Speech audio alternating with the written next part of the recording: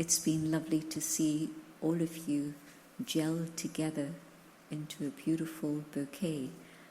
I think this morning we were hearing about the bouquet of flowers, and so really that's what it feels like, that flowers from many different corners have come together and created something of great beauty. So thank you for that. Not every group gels so quickly as this one has done, but it's very lovely to experience. Thank you. This word detachment came up a lot in different ways. And as soon as you start talking about spiritual matters, the word detachment does come up. And of course, connected with that is the opposite, attachment. And there's usually a lot of unclarity about what is detachment and what is attachment and how does it all fit into the puzzle. Can you hear okay? Yeah?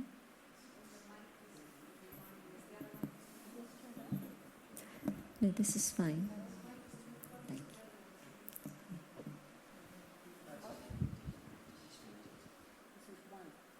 you. Okay now? Yeah? Are you okay with this? No? Yeah. So, when we speak about detachment in Raj Yoga, the first aspect of detachment is actually something that most people out there have never ever even thought about. And it actually means detachment from my own skin. Detachment from this costume that I've adopted to play my role. And it's not easy in the sense that I, the soul, and this body have been attached since before I was born. When I was just a tiny little fetus in my mother's womb, I took this on and said, this is mine. And as I grew up and grew older, this became more and more of my consciousness, that even though maybe nothing out there is mine, at least this is mine. And my identity is totally connected with this. And when I dream, I still dream about myself as this. I don't see myself in my spiritual identity, but this. And so it's totally understandable why my attachment to this body is so deep and intense. And to think about separating myself from this body seems almost criminal. How can I do that? This is so precious, this is so valuable, this is me. But no, it's not me. I am that inner being of light. And this is my body that I took to play a role on the stage of this world. And Shakespeare got an honourable mention. So yes, we are actors playing a role. But we forget that we are actually souls. And so when I come to this understanding that everything that actually matters about me is not here, in this, but it's actually in here, the way I think, the way I feel, the way I make decisions, my conscience, my personality, my memories.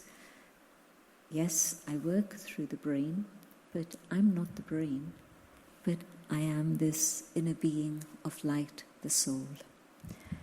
And there's a lot of information about soul and body and how it works together, but I won't go into that detail at this moment. But just to, in meditation first, to be able to feel that I am this inner light that shines when I press the button of awareness, and when I forget, that's when the darkness comes in, and the darkness, ignorance, is then taking me totally into the confines of this, the limitations of this body, gender, age, color, nationality, all the things that we know are barriers to knowing the self and connecting with another human soul. And so, to what extent do I actually experience this detachment, that I am the master of this body, and I can use this body absolutely for anything and everything, but I have to make that choice. Which direction am I going in? Earlier we spoke about ascending energies and descending energies, and so I, the soul, as the master, the sovereign in this physical form, I have to make a very clear decision about which direction I want to go in. And that, of course, impacts everyone around me, and it also has a multiplication impact on the world, not just in my immediate circle, but they also then carry that out to others, and so on. And to experience the soul separate to the body is one of the first steps of meditation. People think that meditation means making my mind go blank, become silent, and we'll talk more about that tomorrow. But no, the first step of meditation is the right thoughts connected with my own inner identity, and being able to explore who I am. And then the practice of this is not only during meditation. The practice of this is in everything. Just like before I come on the journey of spirituality, everything that I do is dictated through this vision that I have of myself. I am young, I am old, I'm not so young, too old, whatever it may be. So at all times, can I see myself as that light and feel myself as that light? And when I do this, I'm in touch with my own inner core values. If I don't do this, I've lost contact, because my values aren't in any physical part of me. They're not even in the brain. They're actually within the soul itself. And so we describe this as soul consciousness. So the experience of detachment in meditation, but also the awareness of who I am through everything that I do. As I look at you, who am I looking at? Am I looking at your clothes? Usually people get a lot of information about somebody from the style of clothes.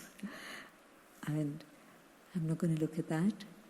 Am I going to just simply look at the color of your hair or the hairstyle you have? Again, all those things trigger many sort of boxes. No, I'm going to see the soul that's shining in the center of the forehead. And that makes such a huge difference to our connection with each other. Then I'm really able to connect with you, the being, and there are no barriers that come in the way.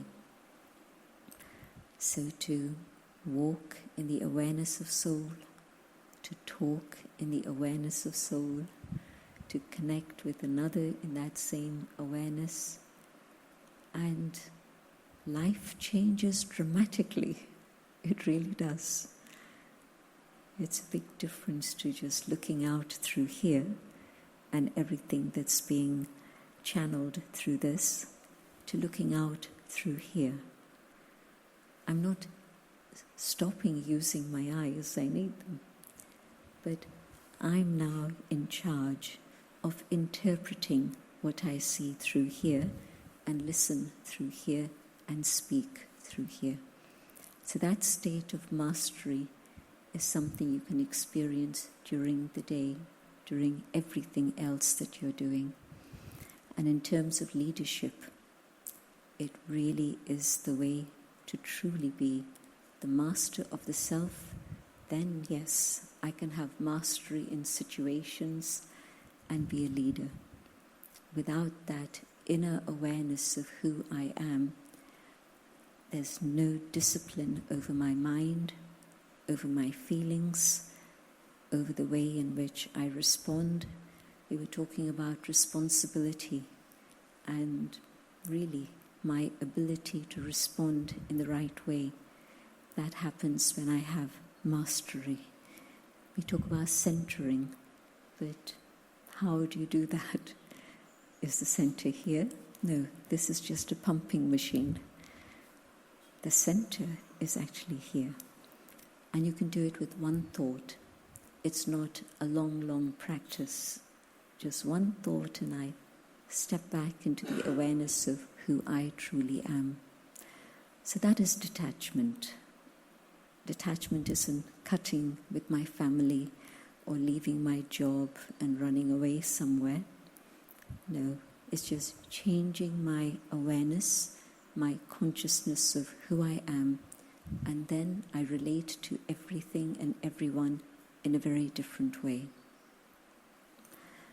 And when I forget this, then of course I get into the throes of attachment. And when I'm attached, I actually am losing power, losing control, becoming helpless, disempowering myself. Very simple example. I get attached to this chair and I want to take this chair with me. How will I manage? Same thing. I'm attached to this. And it disappears from my vision. Where is it? Where is it? Where's it gone? And if it's something very expensive, it's not just for a moment or two. It'll be days. I'm thinking about this thing that I lost, So attachment to things, that's really clear that that's not very helpful for me on my journey. But we've never thought about attachment to human beings as also being something that is actually not appropriate at all in any way. My children, I love them, but they're not my property. No way. They have a destiny of their own. I can guide them, support them, love them, care for them, help them, but they are not my property. Just as I have no control about how long I have this body. I call it mine, but actually I don't have any control about how long I can keep it. And so I have to process all of this and realize that it's a gift that nature gave me, and I can use it for the best of everything. Same. I can love my children and care for them, but if I'm attached to them, the result of attachment is always sorrow. When I'm too attached to my skin, the moment of departure from the body is not a very peaceful one. It's one of great trauma for me and for everybody around me. But if through my life I've understood a few basic things about what life is, and I've practiced this consciousness of being detached from this, then I'll slip away very peacefully and go on my journey.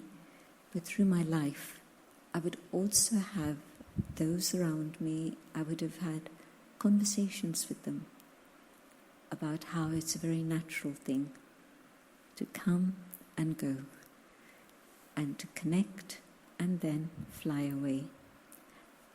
And so where there's attachment, there's always going to be sorrow. We call it love, but we actually are causing a lot of pain to each other through attachment.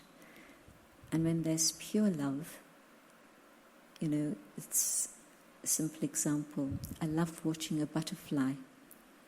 And if a butterfly lands here, and I try to catch it and hold it, what's going to happen? It's going to die, literally. it's going to die immediately. But if I see it and I appreciate it and let it be free, it's going to fly away soon, but it's okay. It will come back, or another one will come back. And so where attachment is possessive, it causes grief to me and the one I'm attached to. And so I can't detach from people until and unless I've practiced this awareness of detachment from my own skin. Then that becomes a very natural training. Then, yes, I love my family, I love my friends, but I'm not going to hold them and strangle them. I'm using strong language just to make it very clear that love is something that's different to attachment. And so, in the context that we've been having the conversation about, and you had further small group conversations,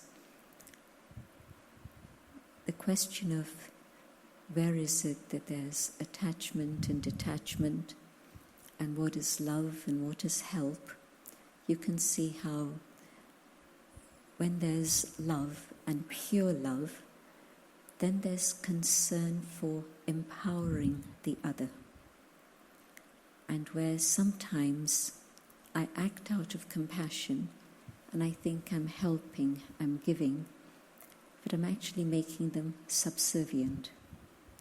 And it's a very subtle ego trip in which I want them to be dependent on me. I'm sorry if I'm going too deep into all of this. But I do see how when there is detachment, then I can see what my boundaries are. And I'm able to set those boundaries with love, with dignity, with grace, not with any harshness or anger or bitterness. What happens is that sometimes out of compassion we give and give and give, and I become dry. There's a deficit, and I don't know how to recharge. And as an instrument, through meditation, we're able to receive from the source and use that energy so that you can continue to be compassionate and not give up, but yet also you're recharging continually, and you're also knowing how to set boundaries so that there's never a moment that you feel, now this is too much, I can't carry on. And so I think that spirituality teaches us all of these things so that we're able to give support, give help, and yet neither myself become codependent nor have the other become dependent on me. Big subject, but again, once I understand it and there's a knock in my intellect that says, hey, I need to do this, and I practice it, it happens. Whatever it is I really understand and realize, I'm able to apply that. And until I understand it clearly, I muddle my way around it. It's not clear at all. And so for me, spirituality has been beautiful in its simplicity and its clarity. That really is the beauty of this journey.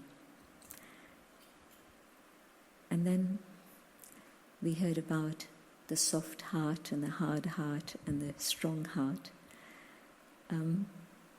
Yogesh will also remember that it comes within our teachings that came through Brahma Baba, but also it was one of Daddy's favorite topics, a clean heart, a generous heart, an honest heart. So it's absolutely part of our teachings, but Daddy made it her mantra.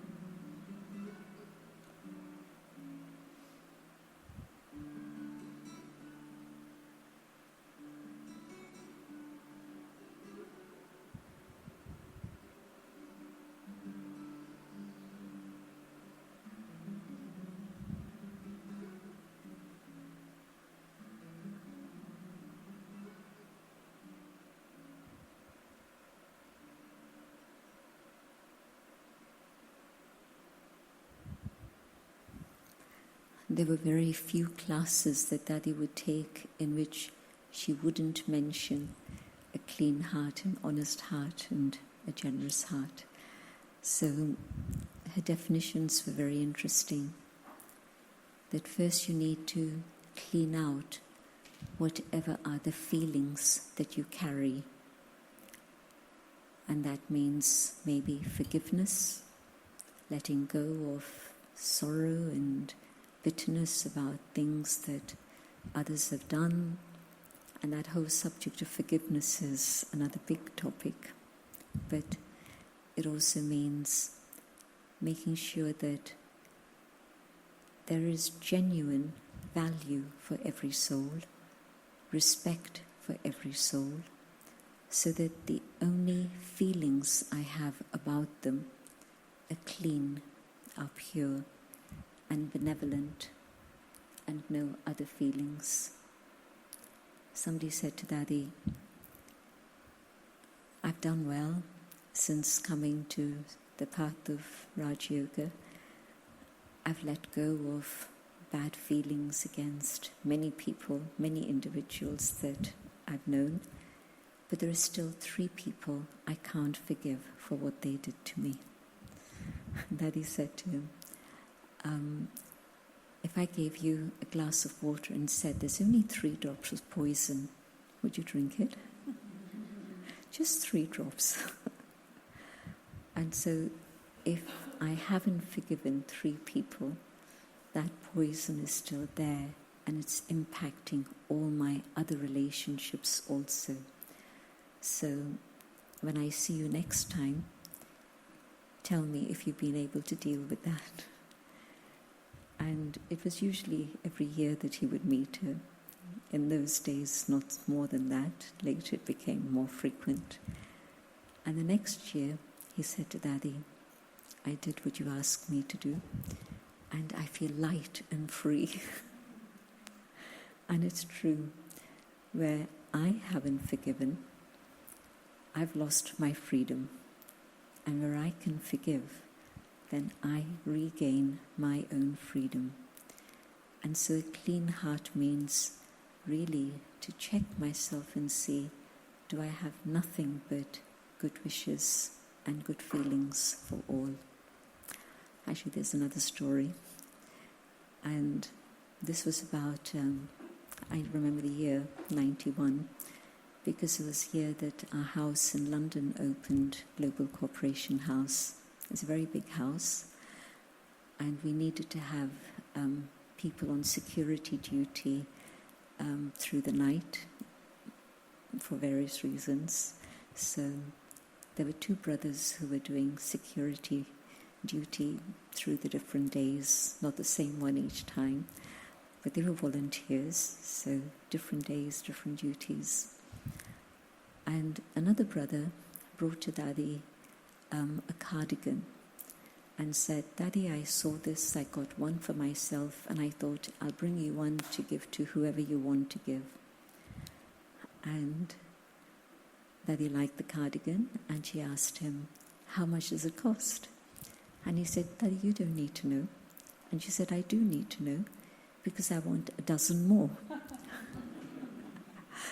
And she told him that I want these for the people who do night duty, so that it's cold through the night, and it was already October time. It's cold through the night, and they need something like this to keep warm. And she said, I'll sort out the payment. And he said, no, Daddy, no problem. So he brought a dozen cardigans. And then he said to her, Daddy, how come I thought of just getting one, but you thought of the service that others are doing and that this would be helpful for them, and your generous heart said a dozen. And what can I do to make my heart as generous as your heart? And then she took him through the story of have a clean heart, and then you can have an honest heart. And while you're not clean, you can't even be honest with yourself. There'll always be excuses and justification. And then when you have cleanliness, then you can truly see yourself. It's important to be honest with yourself first.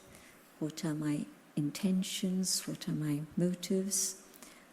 And then also you can be honest with God. And so an honest heart. And then when you're honest, then God fills your heart with love, and that heart grows big. And then you can have a generous heart. And so 3 steps to a generous heart, where you can really not just think about me and I, or even mine, but about service of others. So the whole process of transformation is the transformation of the soul and every aspect of the soul, and getting to know myself more and more deeply. And for some, it may be a short journey, but it's been a long one for me. And maybe I'm a slow learner, but it's taken a while. I think these were the 2 most important things that I wanted to touch upon: the detachment, attachment, and the clean heart. So, any comments, questions, which direction you'd like to go in? If I have hatred, I can't do anything that's constructive. But if I can be detached, and you said playing a part, and if I see it in that way, then I'm going to be able to send that soul light, so that that light can help the soul. Because there must be a huge amount of anger and aggression, all sorts of things going on inside. And so that soul needs help. And so can I send out God's light, not just to one individual, but there are so many individuals, and all the threads of karma that are there. What role does NATO have to play? What role does one individual and another individual? It's very interesting that I'll give you another story. When the Twin Towers fell, I was actually in Iceland, and I saw the news at the Iceland Centre, and I was catching a flight within the next couple of hours. And so Thor drove me to the airport and said, let's just go. And I think my flight was coming to London, was the last one leaving Reykjavik airport at that time. And I got home and it was about 10 o'clock at night, and by then Dadi had already done a message with Maureen and sent it out. And one critical part of that message was, don't take sides. We don't know what the truth is, and so at this moment I mustn't take sides, and I must just send vibrations of peace to everyone. The response we had to that message was huge.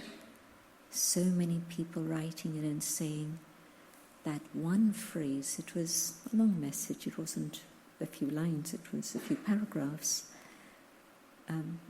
Maureen will send it to you. I'm sure she's got it in a computer somewhere. So, in any situation in the world today, what are the currents and the undercurrents, and what's actually going on? It's very difficult to know. Absolutely. And so, can I, at this moment, just have a clean heart and hold the planet, the world, and the people in God's light? I was going to talk about what we call Mansa Seva, service through the mind, tomorrow, but it's come up today, but more clarity tomorrow. But you can see how it's so important just to be able to be an instrument to share God's light, especially at this time in the world drama. Yes, yes. Being there. Yesterday, I think it was yesterday, I don't remember now, but we talked about where you're trying to balance your own energies. Maybe it was this morning. And we've talked about the heart and the conscience. And so the heart is that related to feelings, but the conscience is that which is related to a deeper understanding of the laws of the universe and what is right and what is wrong. And we live in an era where people try to be dismissive of this and say, well, it just depends on individual choice. There isn't really anything which is right or wrong.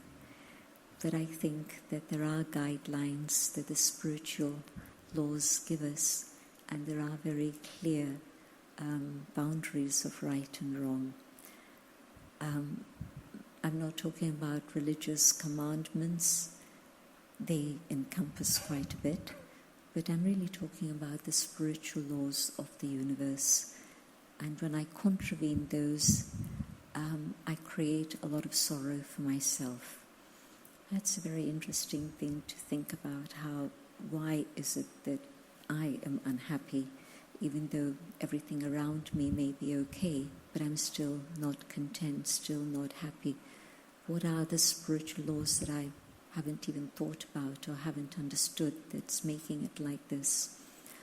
And so can I, at that moment, not just think about my feelings or my intuition even, but really, what does spirituality teach me?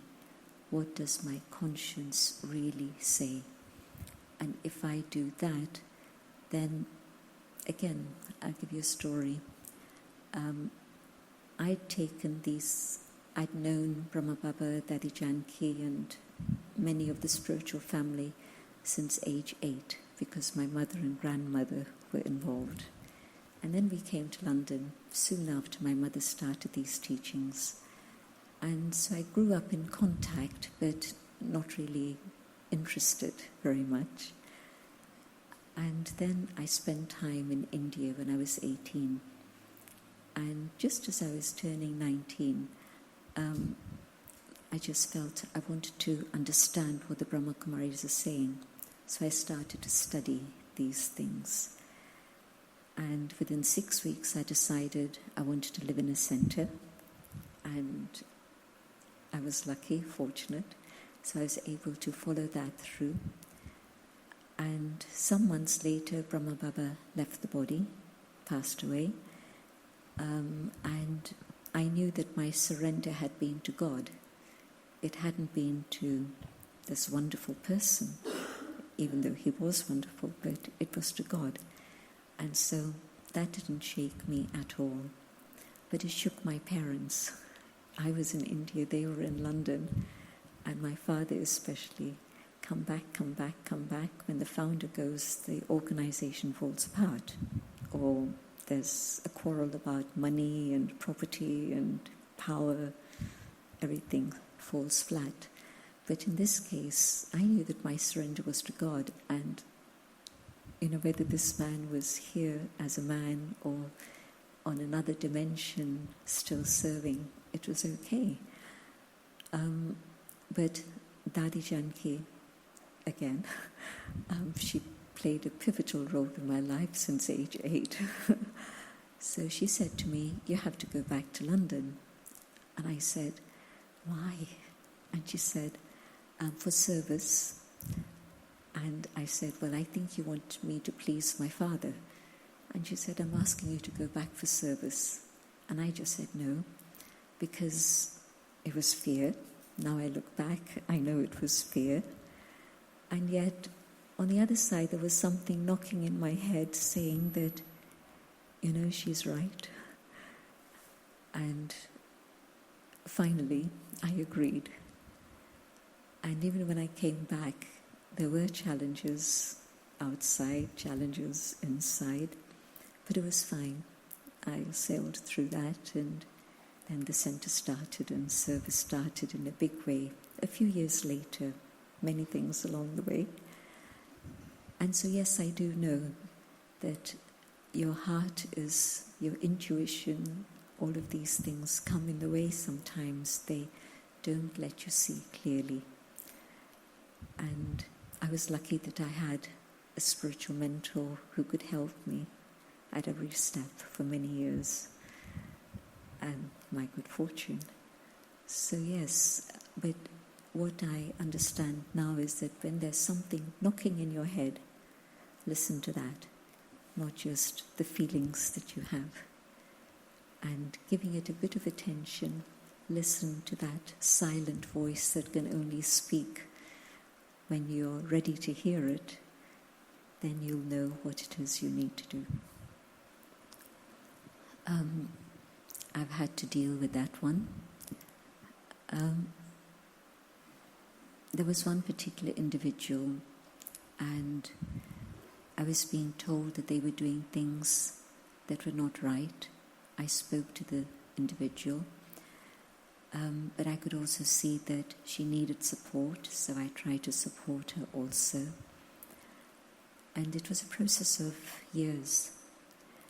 And then finally it became beyond all limits.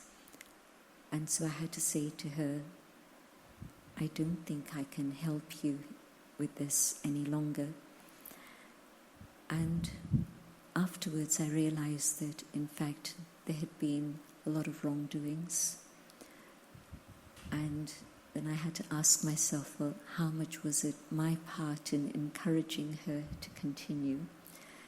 And I knew that I had tried to bring her back on track many times, but wrong compassion, and I still tried to support her through that until it was very clear. And so forgiving myself, forgiving her, were sort of intertwined. And that journey was not an easy one. And I realized at one point that I had to leave it to God. It wasn't even a question of me forgiving her or me forgiving myself, but I had to detach totally and say that there's nothing I could have done at that moment that all this was going on. And in that process of detachment, I was then able to say, I hand it over to God. She's accountable to God, not to me. And my error of judgment also is that it was compassion, but it was false compassion. And I had to seek forgiveness for myself also. And a few souls were hurt along the journey, which is why it wasn't a good thing. But another aspect of it was very interesting. One individual who had given this person a 5-digit figure of money, pounds, 5 digits, nearly 6. They actually were able to get all their money back. So that was a surprise. And the other people who had been with her on her journey, and they had made their choice. It wasn't that I had said anything to them, but that had been their choice. But I think they also have understood the lessons that they needed to learn from that. So different situations, but that was the most difficult one. And in other cases where something that I had to realize was,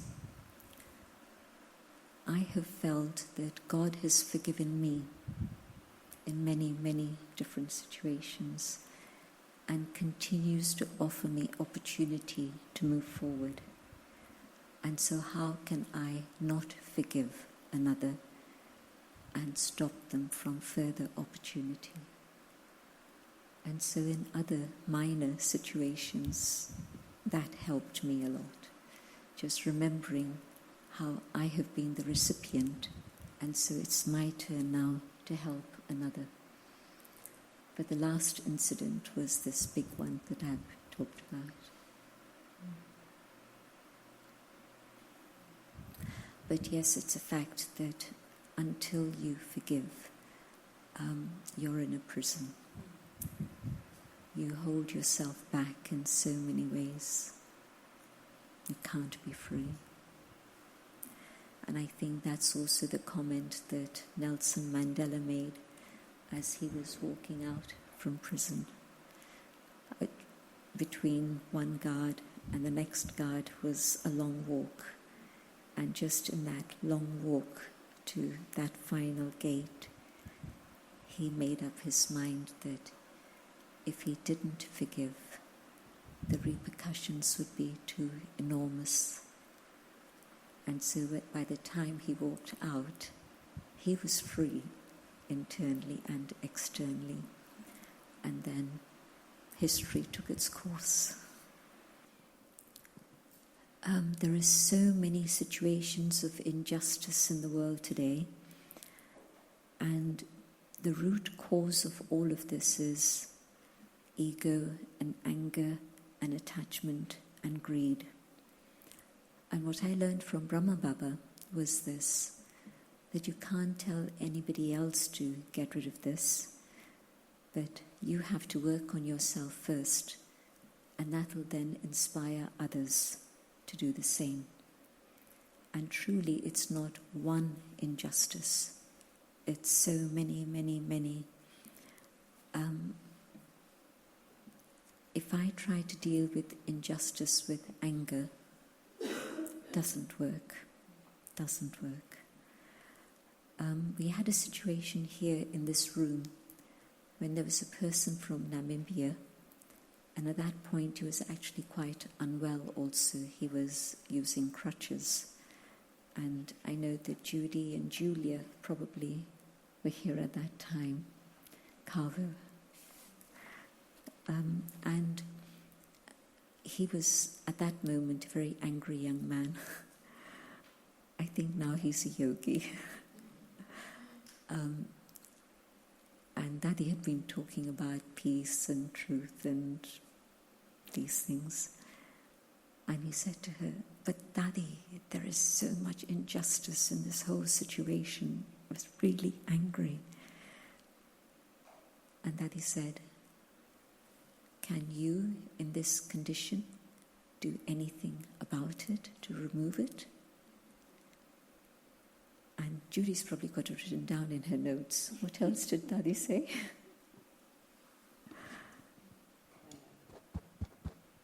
So, actually what Carva said to Dadi was that where I live, Dadi, there's a lot of injustice. She said there. He said there is. We have a lot of violence. We have a lot of public health issues. There's a lot of injustice. There's a lot of things that are upsetting, and I can't just go to peace and happiness. It doesn't seem right to talk about peace and happiness when there's this much going on. And she basically said to him that, Carva, there is no power in anger. You know, and she went on to explain that the power in the soul comes from the intrinsic qualities in the soul. Maureen talked this morning about the 5 intrinsic qualities in the soul, that when we're working from what's intrinsic in the soul, we have power. But when we're working with these acquired qualities like anger, there's no power. She was sort of implying all heat, no light. And that, as Sister Jayanti said, that he wasn't going to be able to actually do anything from that stance. She actually addressed righteous indignation, because that's what happens to us, right? We feel like it's so wrong. That righteous indignation is a stance from which we can work. But she said, no, actually there's no power in that. So it's counterintuitive, because we feel in that moment like, you know, I am so angry that my righteousness here is going to help. And she was very gentle with him. And as Sister Jayanti said, in the years since, he's become very powerful, but he's not using the same methods. It's not going to happen in this situation, and that situation, and that situation, because the period of time that we're passing through is a very dark period. And I'll take you into deeper waters. There's a cycle of time, just as the cycle of day and night, the cycle of the seasons. So there's a cycle of time in which the world passes through different phases. And the period we're passing through now, and have been for some time, is a very dark period. But after the night, the day comes. And after this dark period, the period that's literally just ahead of us, which is why this is the most turbulent of all times. It's these two different energies coming together, the ascending energy and the descending energy. So both are working very forcefully now. So I believe that intentions such as those of this group, and there's groups like this everywhere in the world, many different places, I believe that as our energy and power rises, as our purity rises and reaches a point of critical mass, there'll be a change, a transformation, and the period of light will begin. And then it's not today this thing, tomorrow another thing, tomorrow another thing. But no, when people like the group here have worked on themselves so that they are filled with that light, instruments will be responsible to bring that light. So it's not an answer that's going to be visible in the next few months, but over a period of time, and not decades and decades, but a short period of time, we will see things change. The feeling that we can have when we see each other as souls is that feeling of oneness. And so that's what I have to nurture within myself. But I also have to say that each soul is eternal, which means that it has its own very unique identity. So it's not that we're like bubbles in an ocean and the bubbles will lose their identity when they merge into the ocean. So that's now, you use the term non-duality and duality.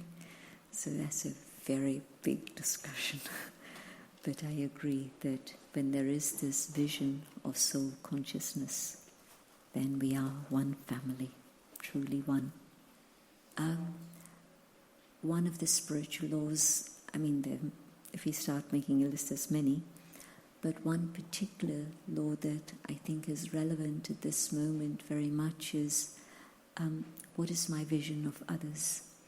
Is my other vision of others is that of soul consciousness and that one family.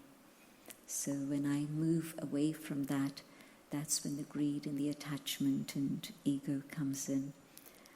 Another spiritual law would be not to give sorrow to anyone. But together with that, we are also taught not to take sorrow from anyone. Because if I'm giving sorrow, there's a saying, hurt people hurt people. And so if I've been hurt, then definitely I'm going to give sorrow in some form or another. Thoughts, words, behavior, actions, something. But if somebody's trying to give me sorrow, can I protect myself with God's love to such an extent that I don't take that sorrow? Because if I take it, I'm going to start giving it. So that's another spiritual law that's very, very important at this moment. Another spiritual law would be, can I use all that I have, which means my time, my resources, my breath, my energy, in a worthwhile way, instead of wasting anything. And that would then apply to the whole subject of nature and the environment also. And you can see where we've landed when we haven't been observing this. So there's a few to start with. When I understand that I am a soul and that all that I am is actually within me, the soul, and I think perhaps it'll be a subject that Maureen can touch upon tomorrow morning about the role of mind and intellect, and I think it was somebody, maybe it was Karen, who used the word sanskars. Was it you? Yeah. So the imprints that we carry within ourselves. When I understand all of this, then I realize that, yes, truly, this is who I am. Then it's a very simple thing, just to practice being here and just keeping that awareness in everything that I do. And it sounds very simple, but somehow it slips away so quickly. One moment I'm soul conscious, and the next moment the attention's gone. And that's because we've been associated with this for so long, so long. And so there isn't another step-by-step process that I know of, but that's the practice of this is very important. And then yes, when I sit in silence, even just a few moments, the traffic control, the pause, it's time again to reinforce that idea that I am this separate, immortal entity, and this is impermanent, but I, the soul, am eternal. The more I practice my own inner sense of detachment, and I actually see them as souls, this practice will allow me to be with them, to love them, but also not be dependent on them. And I think maybe the deepest attachment is to one's creation, children. But there's a lovely word that one can understand and experiment with, and that is being a trustee, knowing that my children are not my property, but to hold them in trust, that they are a gift to me. And while I have them, I nurture them physically, spiritually, emotionally, and allow them to develop in the way that they would want to develop, not in the way that I want them to be.